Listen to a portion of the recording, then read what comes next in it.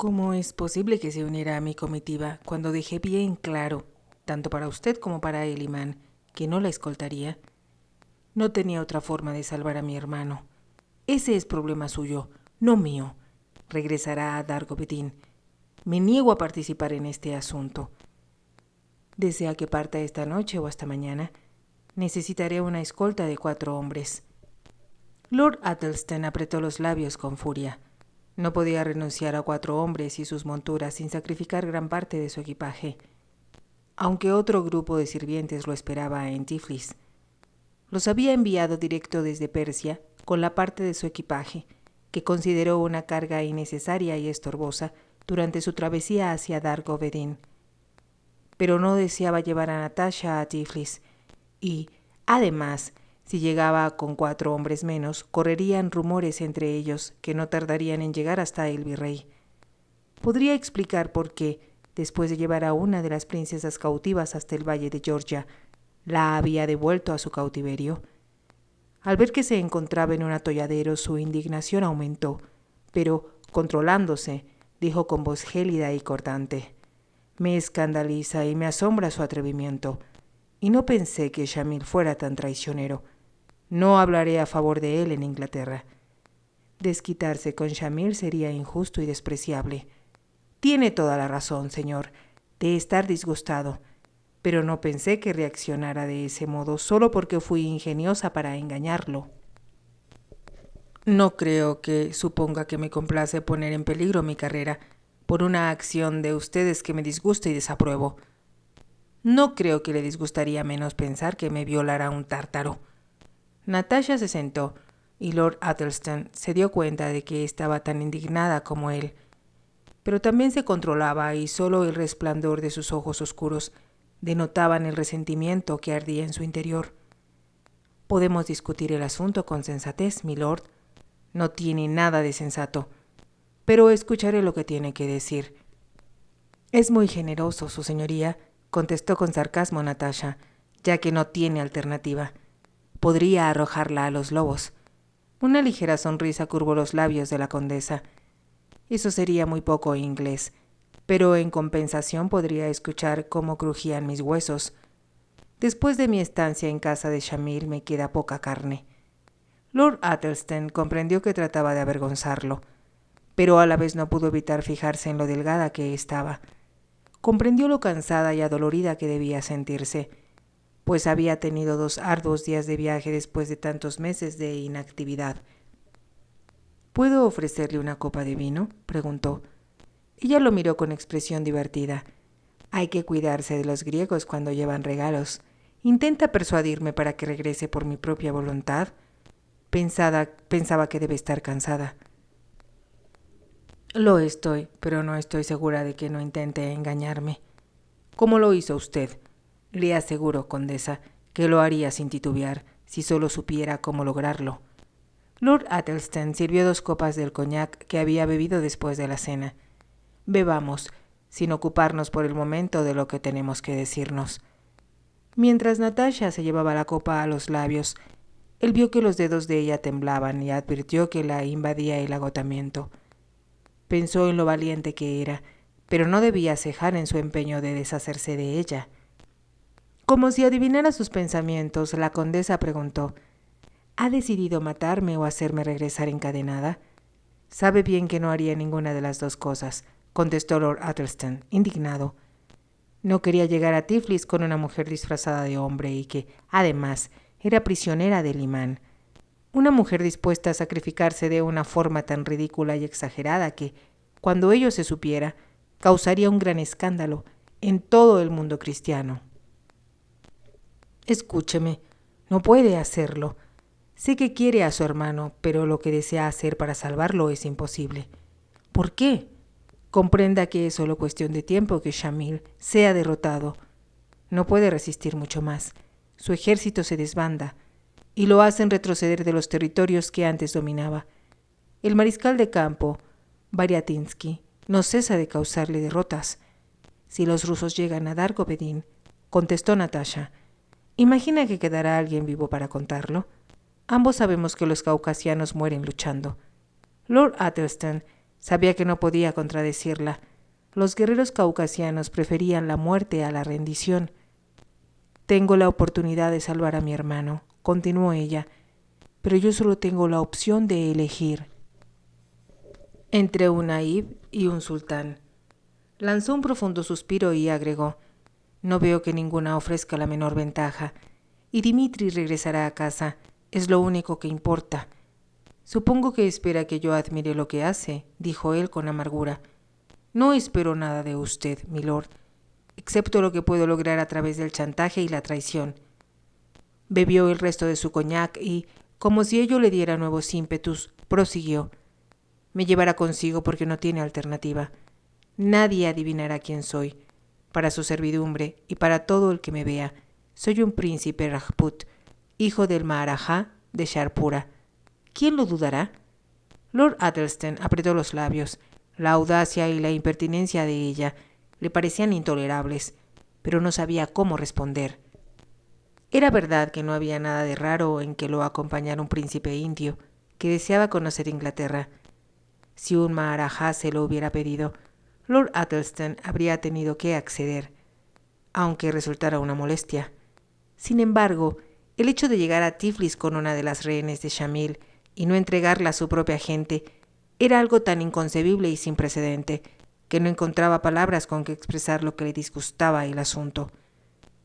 No es el momento de jugar a las adivinanzas, ni confiar en que nadie la descubrirá o la reconocerá. ¿Por qué he de tomar parte en esta ridícula situación suya? La primera vez lo acusé de cobardía. Ahora añadiré que es un egoísta, milord. Solo piensa en sí mismo. Y en mi posición de representante de su majestad, la reina Victoria de Inglaterra. ¡Qué impresionante!, se burló Natasha.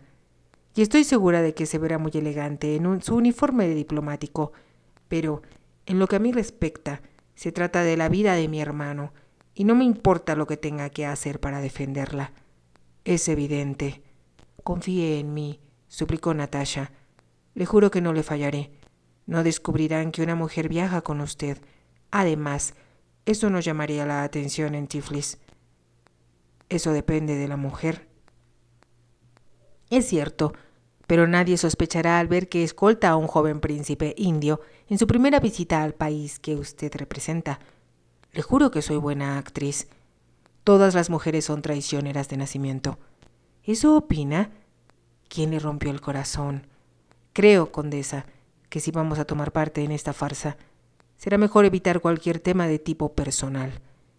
Lo que significa que desea decirme muchas cosas desagradables. Dígalas.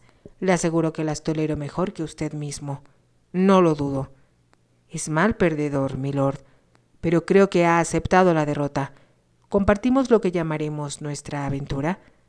Sin mi aprobación, sintiendo que se revela hasta la última fibra de decencia que hay en mí y con gran sentimiento de frustración y furia en mi corazón, contestó Lord Athelstan con violencia. Natasha abrió mucho los ojos. Así que tiene corazón, exclamó. Empezaba a dudarlo. Lord Athelstan sintió por un momento el profundo deseo de tomarla por los hombros y sacudirla. Era algo que jamás habría sentido con respecto a una mujer. Pero esta joven rusa lo irritaba como nadie lo había hecho antes.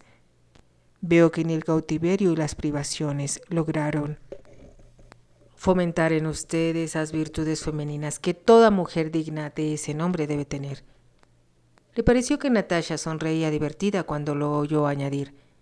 Como fue adulada y mimada toda su vida, cree que puede salirse con la suya y hacer lo que guste porque es una aristócrata. Pues déjeme decirle, condesa, que usted me disgusta tanto como su comportamiento y que me resulta intolerable verme obligado a soportar su presencia hasta que lleguemos a Constantinopla. Eso es hablar con sinceridad, milord. Jamás conocí a una mujer de alcurnia que se comportara de manera tan escandalosa. Es una nueva experiencia para usted. Piense lo interesante que será cuando escriba sus memorias. Creo, condesa, que será mejor que se retire. Si permanece aquí, puedo hacer o decir algo de lo que después me arrepienta. Le gustaría darme una tunda, ¿verdad? Solo su educación inglesa y sus principios de caballero le impiden hacerlo. Espero que algún día se case con un hombre que la domine a latigazos, como lo hacen los campesinos rusos. Es una idea estimulante. Natasha se puso de pie. Buenas noches, milord. Disfrutaré de nuestro viaje juntos y de esta relación, que estoy segura será muy instructiva. Era evidente su sarcasmo y luego, con burla, unió las palmas de sus manos al frente, en el tradicional saludo hindú. Salam Sahib. Antes que Lord Athelstane pudiera responder, salió de la tienda, y él permaneció con las manos apretadas, indignado como jamás lo había estado antes en su vida, agobiado de furia y frustración. Esa mujer lo desafiaba y lo agredía, ignorando lo que él decía, imponiéndosele, y él no podía hacer nada. Y no solo era ella quien se reía de él. Sabía que Shamil pensaría que su sutileza e ingenio orientales habían derrotado al inglés rígido y reflexivo. «Al diablo ambos», exclamó Lord Athelstane para sus adentros. Se asombró de que hubieran logrado perturbar su calma habitual, anulando la fría reserva que lo caracterizaba y el control del que se enorgullecía. «¿Qué importa?», se preguntó, pero sabía que le importaba más de lo que se atrevía a contestar. Pasó inquieto la noche, pero al salir del dormitorio de su tienda y encontrar a Natasha sentada a la mesa del desayuno, ocultó su irritación. Como Hawkins había levantado la cubierta de la entrada, pudo ver el verde valle bañado por el brillante sol. Los árboles y los arbustos florecían, y había flores en el césped. El invierno se había quedado atrás en Dagestán. Al verlo entrar, Natasha se puso de pie. «Buenos días, milord», dijo casi con humildad, pero con entonación hindú, y Lord Athelstane comprendió que representaba su papel frente a Hawkins y el resto de la servidumbre que los atendía. «Buenos días», contestó él, y añadió renuente: «Su Alteza». «Si hemos de fingir», se dijo a sí mismo, «será mejor que lo hagamos de manera convincente». Si juzgaba la situación sin prejuicios, tenía que reconocer que nadie hubiera sospechado que ella no era un joven. Como estaba tan delgada, la ceñida túnica no revelaba ninguna curva femenina, y los príncipes Rajput eran notables por la belleza de sus rostros y sus exquisitas facciones. Además, aunque Lord Athelstane conocía las características de los nativos del norte de la India, no era probable que mucha gente en Tiflis hubiera visto jamás a uno, ni mucho menos visitado el país. A pesar de sus preocupaciones, desayunó con apetito, y en cambio notó que Natasha comía poco, tal vez porque estaba acostumbrada a pasar hambre después de tantos meses de privaciones. En cuanto terminaron, Lord Athelstane se puso de pie y ordenó: «Vámonos». Estaba a punto de salir y montar su caballo, cuando uno de sus hombres se acercó a decir algo a Hawkins. «Se acercan unos soldados, señor». Poco después, un oficial con uniforme ruso entró en la tienda, y Lord Athelstane avanzó para saludarlo. «¿Es usted Lord Athelstane?», preguntó el recién llegado, en inglés bastante aceptable. «Así es. Le traigo un mensaje, milord, del coronel príncipe David Chapchabatz. Está en Vladikavkaz y pide a su señoría el honor de reunirse con él tan pronto como sea posible». A Lord Athelstane no le sorprendió la invitación. Sabía que el príncipe David debía encontrarse en las cercanías, junto con Jemal Eddin, en espera de los resultados de las negociaciones para el intercambio de rehenes. «Por favor, informe al príncipe David que me dirigiré enseguida a Vladikavkaz», respondió. «Lo escoltaremos, milord. Soy el capitán Iván Gagarin». «Encantado de conocerlo, capitán». Lord Athelstane le tendió la mano. Se dio cuenta entonces de que Natasha se había acercado a ellos. Comprendió que era un acto deliberado y no tuvo más remedio que añadir: «Su Alteza, el príncipe Akbar de Sharpura», y, a continuación, «el capitán Gagarin». Como advirtió que el capitán se sorprendía, le explicó: «Su Alteza viaja conmigo desde la India. Va por primera vez a Inglaterra». Natasha había obtenido un triunfo. Lo había colocado en una posición que lo obligó a admitir su presencia, y ya no cabía retroceder a partir de ese momento. Lo obligaba, por mucho que lo enfureciera, a participar en una farsa que, si llegaba a descubrirse, arruinaría su carrera y causaría un escándalo que lo perseguiría por el resto de su vida. La invitación del príncipe, por supuesto, se extiende a su Alteza, dijo el capitán a Natasha.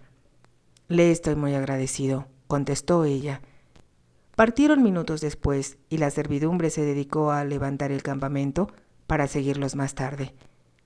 Vladikavkaz era una población de paso entre Rusia, el Cáucaso y las provincias transcaucásicas.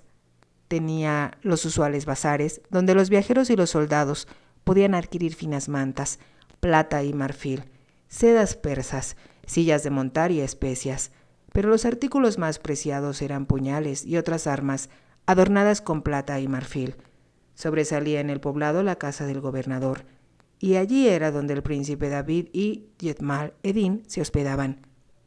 Habían permanecido juntos, les dijo el capitán Gagarin, desde que llegaran a Vladikavkaz a principios de febrero, debido a que sacrificaría lo que para él era su forma de vida, a fin de conseguir la libertad de las princesas cautivas. Los rusos no sabían cómo agasajar a Yetmal Eddin.